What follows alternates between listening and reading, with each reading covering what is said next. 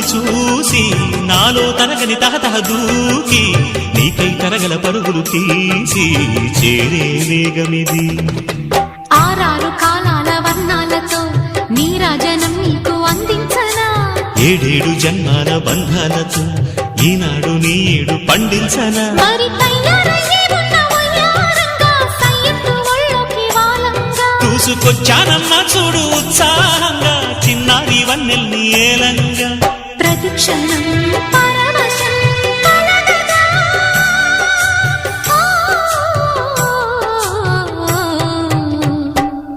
మనస పలకవే మధుమ